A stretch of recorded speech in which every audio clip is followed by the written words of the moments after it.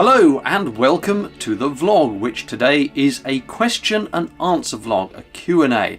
I posted a few days ago on Twitter and Facebook saying I'd be answering any questions. I've had a whole slew of queries and I've loaded them up onto the iPad, and I will get to those in a few moments. Before that, I just want to remind you I do have a frequently asked questions page on my website, the FAQ. I'll leave a link to that in the video description below. So if you have a question that's not answered today, or indeed in any other Q&A video I do make sure to have a quick read of the FAQ page on the website.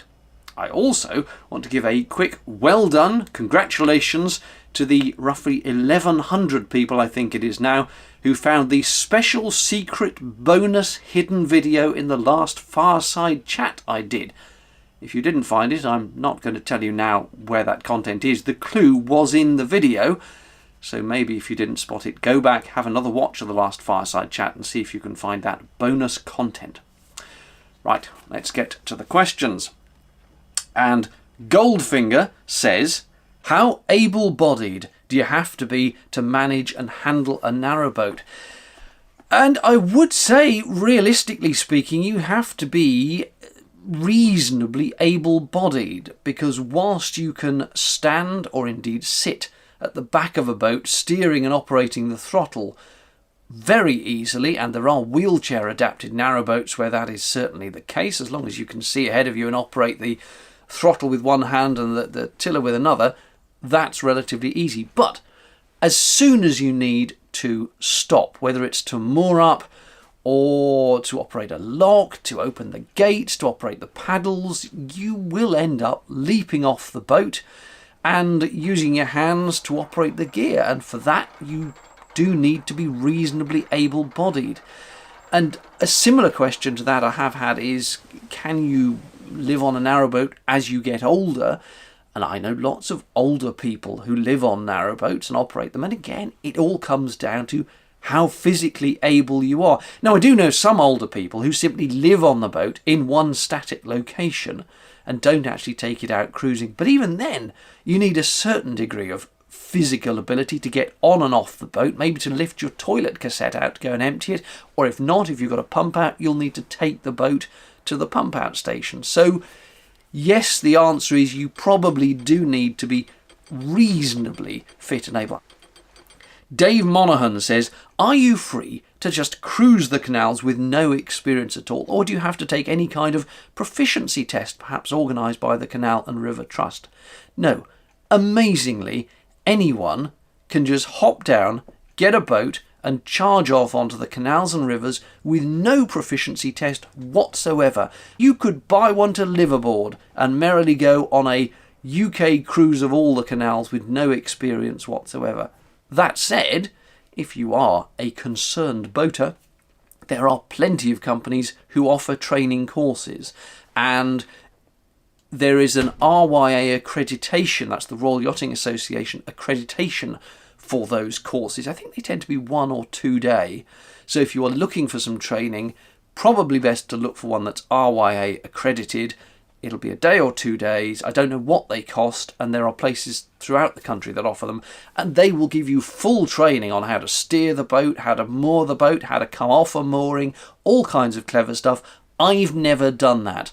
I just bought my boat and went for it, having had a 1-day narrowboat experience day, which wasn't a training day as such. It was just a day on a boat with a bloke who lived aboard, and yes, I steered it and had a go, but it wasn't any formal training.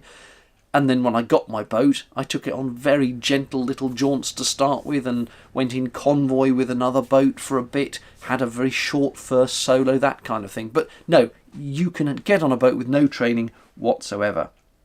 Stu Harris and John O'Connell and Derek Harvey have all said, have you considered the use of a bow thruster? What are your thoughts on this? My boat doesn't have one, and it would be an absolute nightmare to fit one, because I've got the massive water tank under the well deck, then you've got the gas tank in front of that. To fit a bow thruster, to retrofit one, you'd have to cut away the whole front of my boat and re-engineer it, so it'd be a nightmare. But I don't object to a bow thruster. There are some people who say that it's cheating or it's a cop-out to use a bow thruster. Tosh to that. If you've got one and it helps you, particularly as a solo boater, I have no issue with that. And if I ordered a new boat, or if I ever look for another boat, I'm not going to object to having a bow thruster. If I ordered a new one, I would specify a bow thruster, because just occasionally, yes, it would be useful, particularly as a solo boater, to have one. And I have no qualms about using one. I think it would be handy. Ian Smith says, how do you manage lift bridges when single-handed? Well, they're tricky. I've only been through, I think it's either 2 or 3. And usually what happens is you moor up the boat, go over the bridge, lift it, and then realise you now can't get back to the boat to bring the boat through. So you end up having to bring the boat over to the wrong side of the canal and either go up the gunnels with a rope and step off, lift it, and then try and pull it through, except you now can't do that because the bridge is in the way of you pulling it through with the ropes. You have to get back on and then motor it through and part with the back now squished into the offside of the canal so you can step off again to lower the... It's a nuisance, in short. And Robbie Cumming, on a recent video of his, I think it was his last vlog, made a very valid point. By the way, I'll leave a link to that in the video description below, that what it's often best to do, just moor up, make a cup of tea and wait for another boat to come along. Peter Ipers and Neil Denholm have said, of the many routes available, could you recommend something for a novice boater, first-time boater, something scenic and perhaps with a moderate number of locks? No, I can't really. The trouble is, I haven't done that many of the canals, all things considered. I know I did quite a grand tour earlier this year, but there's a whole load up in the north of England that I haven't been on that I know are absolutely stunning scenery-wise, although again, quite a few of those, they're stunning because they go uphill and down dale, and that means there's lots of locks. There was a bit of the Shroppie, in fact, quite a long stretch of the Shroppie, that had no locks, and it had nice scenery, but it was a bit of a boring canal, dare I say, because it was very, very straight, and it just got a little bit dull going in a straight line all the time. And then when you did get to locks on the Shroppie, they tended to be quite long flights. And, for example, at the bottom of, I think it's Tirely Lock Flight, there's a really strong overwash that tries to push you out the way. That's not one for a beginner. But if you can hire a boat on that bit of the Shroppie that is lock-free, and just go to one end, turn around and come back again, that's fine. Equally, the Grand Union Leicester Arm from the top of Watford Locks up to Foxton, that's lock-free. Nice and scenic, goes through the countryside, but it's very much rural countryside. I don't recall there being many places to stop off. I mean, there's Crick and Yelvertoft, but once you've gone past Yelvertoft, it's pretty much countryside all the way, as I recall, to Foxton. You can go down the... what's that arm called? The Welford Arm. There is one lock on that, and there's a nice pub at the end, I believe.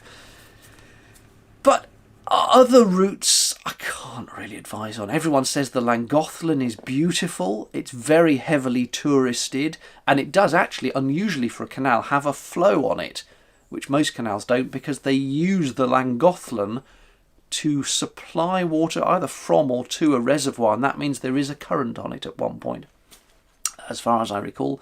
But it's very pretty, apparently.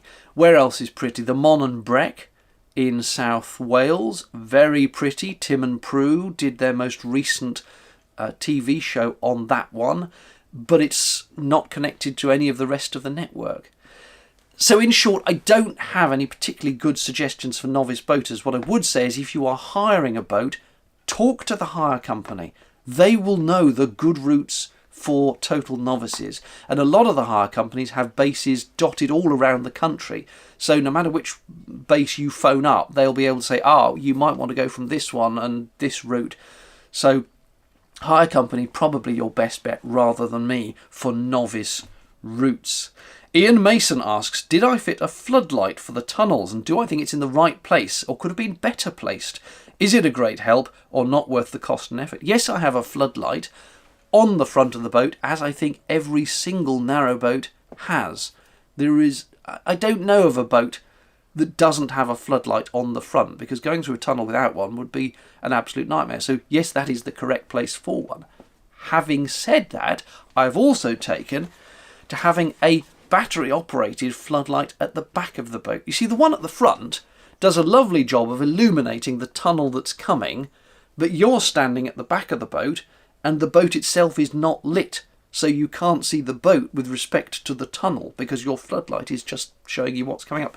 So I put this thing, it's actually sold as a filming light for, video filming, and that's what I initially used it for. But it's got a lovely wide, bright spread, just runs on AA cells, and I have that on the hatch in front of me, pointing up, at about 45 degrees, I suppose, like that.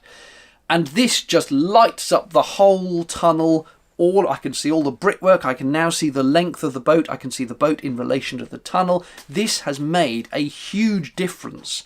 If you are a long-time viewer, you'll remember how cautious I was about tunnels when I started, and that's because I couldn't really see where the boat was. Now I've got this and use this, it's much, much easier. So I would recommend having some sort of floodlight, probably not a torch because that tends to be a narrow beam, a floodlight at the back with you, lighting up your boat. The only thing to remember about that is if you come across another boat coming the other way, make sure it's not shining in their face as they come past, because obviously you'll dazzle them and then you end up with more chance of you banging into each other. Nigel Wynn says, how long does it usually take for you to recover your sea legs or not be wobbling about after a day's cruise? Nowadays, doesn't matter. I can step on and off the boat and there is no difference. When I initially got the boat, when I stepped off, I would get this slight sense that I was wobbling about, which is odd because you don't really wobble that much on the canals. It's not like going on the sea. The canals are basically pretty flat. But yes, I did used to get this sense that I was just wobbling very slightly. And I don't know if I was wobbling or I simply felt like I was wobbling. But now I don't feel that at all. Steve Dunlop says, are flying insects a concern on the canals? How do you deal with them? It seems your boat has no screens. They're not a huge problem. You do occasionally, as you're going along in midsummer, fly through these clouds of tiny little flying insects, but you just keep your mouth closed. And then mostly when you're moored up, the worst you get is the odd bluebottle flying in, because you'll have the doors open if it's midsummer, and you get the odd bluebottle flying in, and then of course inexplicably not managing to find its way out again, so you just waft them out with a book or something. But it's not as if the boat gets filled with insects and mosquitoes and flies. It's just not like that. Unless you've parked in some particularly swampy area, I can't see that happening. So it's basically not a problem. That's why you don't really need fly screens. Steve, who has sent quite a list of questions, also asks, how do you stay comfortable on the boat in the summer months? You open the front doors, you open the back doors, you open the side hatches, you open the windows, and you moor under a tree if it gets really hot. And usually having the bow and stern doors open encourages any little waft of air that there is to blow through here, and that keeps you reasonably cool. But if you do park out in the blazing sunshine and keep the doors and windows closed, it's going to cook in here, and if you have any animals, they will cook. Quite literally, it's like having them in a car. So doors and windows open, and if you can, park under a tree. Do people take their narrowboats, this is Steve again, to other canal or river systems abroad? And do I have any plans to do so myself? You can cross the English Channel in a narrowboat. It's a question I do get asked a lot, but it's really not advised. The narrowboats are not designed for the sea at all. You would need a flat, calm day. You would need to be experienced. You'd probably need to take pilot of some sort with you, someone who knows about sea sailing as opposed to canals, and you would almost certainly have to do some substantial modifications to the boat to stop any waves swamping it, because if you just went onto the sea in a normal narrowboat, anytime any wave comes in, it's likely to flood your well deck, come in through the doors and start flooding your boat. So crossing the channel is not for the faint-hearted, though it has been done. To be honest, if you really want to go and cruise canals in France or whatever, I would recommend either buying a boat in France or hiring one over there. I think that's just going to be a lot easier than trying to take a narrowboat over. If you really must have a narrowboat over there, probably easier to pay to have it shipped out on the back of another bigger ship, I imagine. I wouldn't mind a little holiday down the French canals, but I would hire a boat over there. I don't have any immediate plans to do so, but perhaps cruising the Cut will happen at some point. And finally from Steve, there appear to be no paddlecraft on the Cut. Canoes, kayaks and rowboats, are they not allowed? I'm not sure why you're saying they don't appear to be any. There are loads of them, hordes of them. I have shown some of them in videos before. There was that video last year of the bloke who was kayaking all around the UK to raise money for charity. I'll leave a link to that in the video description below. And the channel Minimal List recently did a very funny video where, as they were talking, something like 100+ kayaks went past, and they did a count up on the screen. I'll leave a link to that video in the description below. So yes, absolutely you can have kayaks and canoes. The canoeists and kayakers are supposed to pay a license fee, just as every boater is. If they're a member of it's something like the British Kayaking Association, I don't remember the exact title, but it's something like that. And if they join that, then they get automatically a license to put their canoe or kayak on the canal. James Hughes and Glenn Young have asked, if you're miles from anywhere, have there been times on the Cut when you feel unsafe, and have you had anything nicked?